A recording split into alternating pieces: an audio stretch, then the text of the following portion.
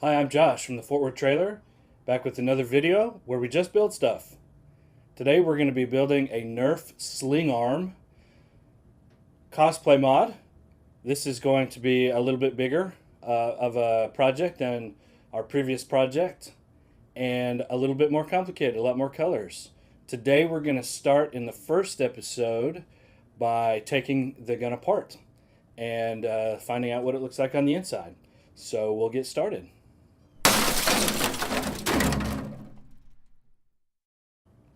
Okay, so this, is a much larger gun than the pistols that are more popular. They're a little bit cheaper. So from Amazon, it comes in a box. Unfortunately, I can't ship this box. I have to ship it in the big box. So this box doesn't have sides like most other Nerf products. Anyways, that's interesting. Set that aside. So this is the Nerf Slingfire. Oh my goodness. I've been calling it the wrong thing the whole time. So this is the Nerf Slingfire. It is one of my favorite Nerf guns.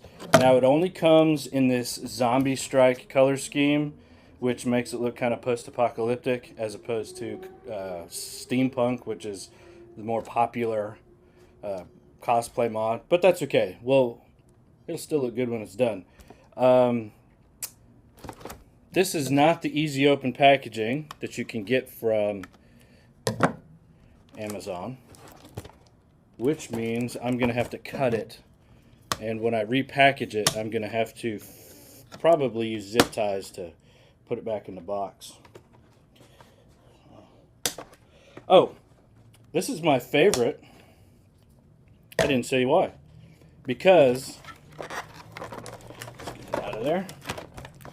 Oh, I bet there's one. Oh, I see. Because it is lever action. Check that out.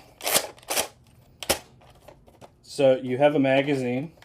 I love this. So, oh, it's got to be cocked. You have this is a 6-round magazine. But you can also, this is interchangeable with any of the N-Strike magazines. So I have a 26 and a 30-round magazine from another gun that I like to put into mine. And then you have 30 rounds, lever action. It doesn't jam very often like some of the other ones. And man, it's got to be the best one. So that's why this is my favorite. So let's put this aside.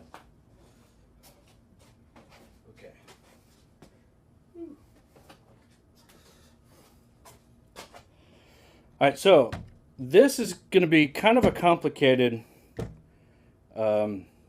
project. The insides of this are pretty complicated. They're one of the more complicated Nerf guns that I've taken apart.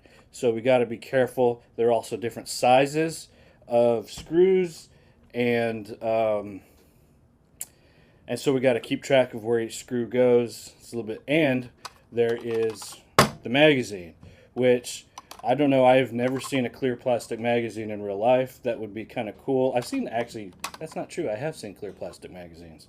I've never seen them orange, though. So we're going to make this look like a real aluminum modern magazine. But first off, we're going to just set that over to the side, ready to be painted. All right. Before we get started, as always, I like to put on gloves. I'll probably talk about this more, but gloves are important. They're uncomfortable. You got to get used to them. I live in Texas. It is hot. It is probably 100 degrees inside my shop right now, and I am pouring down sweat.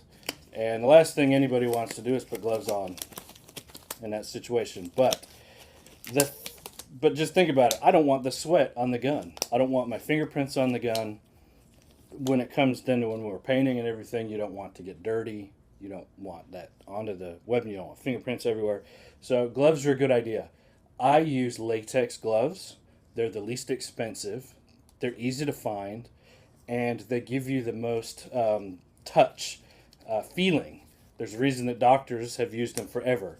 Now, obviously, if you are allergic to latex, then you won't want to use latex gloves. There are other options out there. But if you're not allergic to latex, then they are the best. I order them from Amazon by the box, and I go through them pretty quickly. So really the only tool you use here is I have a little teeny screwdriver, and attached to it I have a neodymium magnet or rare earth magnet, and I stick it to the screwdriver. It makes the screwdriver magnetic. I know you can buy magnetic screwdrivers, but in this case, it makes this a little bit magnetic. It also helps me if I lose screws from trying to pull the screws out of the holes. As you'll see, I can use that magnet to retrieve those screws a lot easier and manage the screws. What I'm going to do is I'm going to start, and I do this. I start at the same place in every gun that I do so that it's a habit. I'm going to start at the bottom of the gun, the buttstock, and go around counterclockwise, and I'm going to put my screws in order on the table in front of me so that I know what order they come in, because there are different sizes. See, magnet. So that's a little trick that I've learned when you're taking these things apart. So I'm going to go ahead and take all the screws out.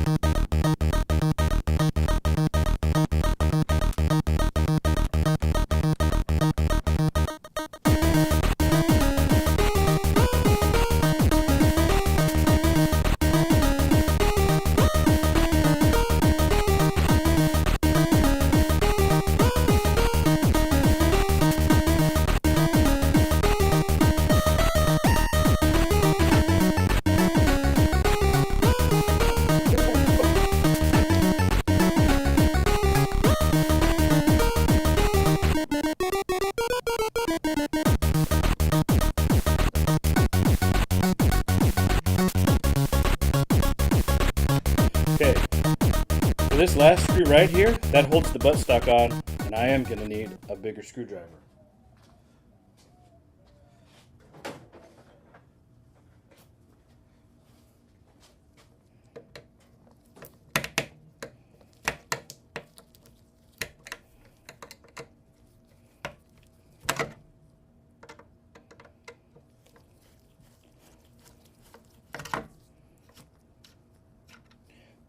Biggest screw there is. Easy to remember.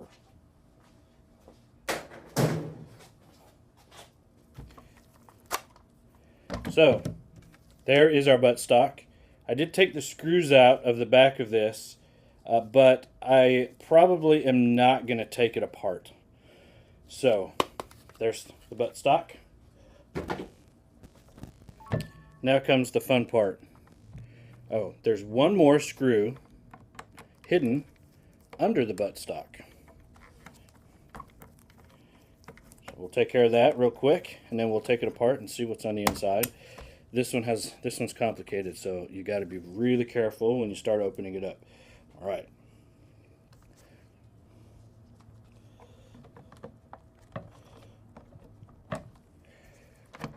There we go. I can already hear stuff moving around inside. Okay.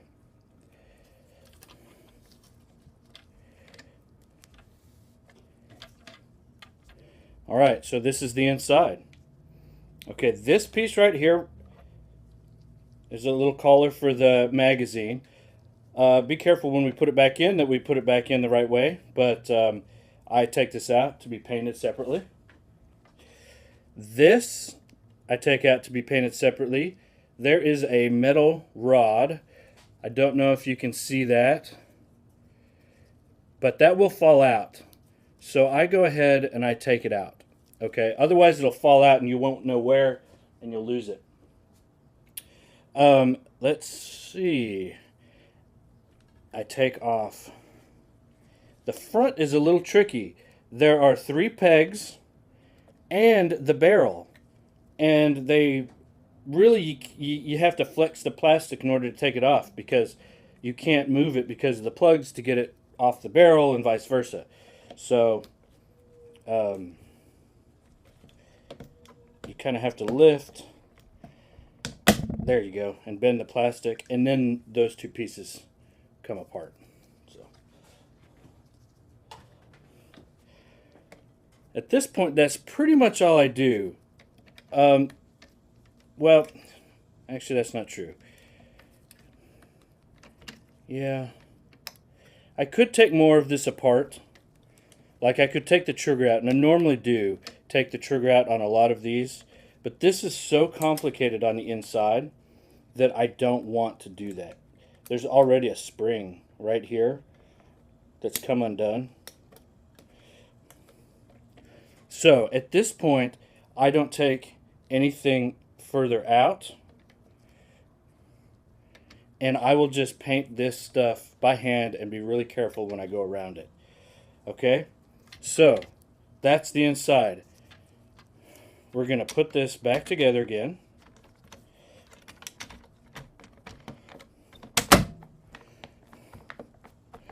And I'm going to use 2 screws.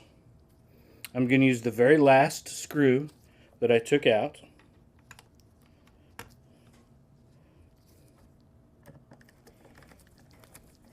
To put it back together again.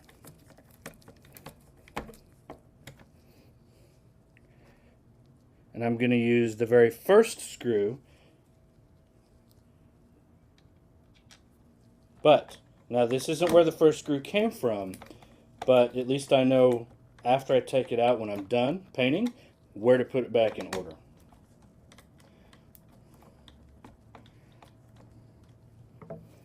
And that's it. So now it's back together again.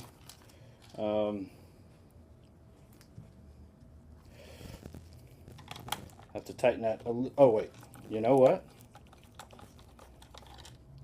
I'm glad I did that.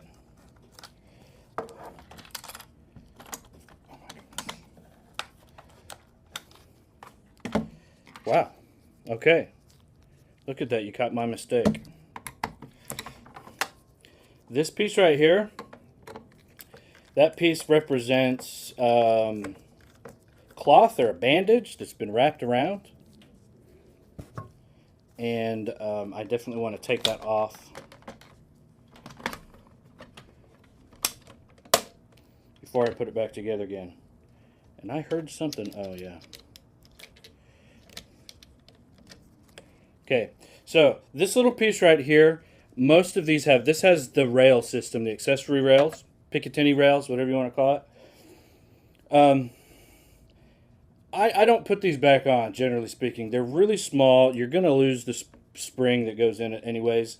And you don't really, they don't do that much. So I will set it over the side, but ordinarily you'd paint it. If you wanted to use that, you could. I don't. That's just a personal choice of mine. But you could paint that, put it back together.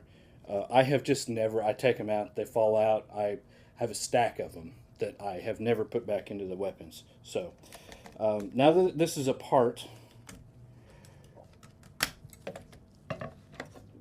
it's easier. There's a lot holding these on, so there you go. So that's the bandage that's been wrapped around the front. So we want to paint that separately. So I'm taking that off. Whoa. Okay, be careful. Very complicated. If it starts falling apart on the inside, you won't remember how to put it back together again. Or let's put it this way. You might remember. I can't remember how to put it back together again.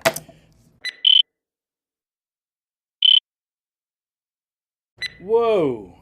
So it actually got so hot in here that both of my cameras overheated and shut down before I could finish the video.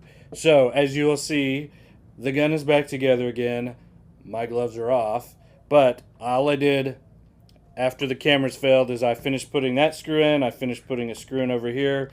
so that now we have a partially put back together again Nerf Slingfire lever action gun. Whatever. I was going to say shotgun, but it doesn't shoot shot.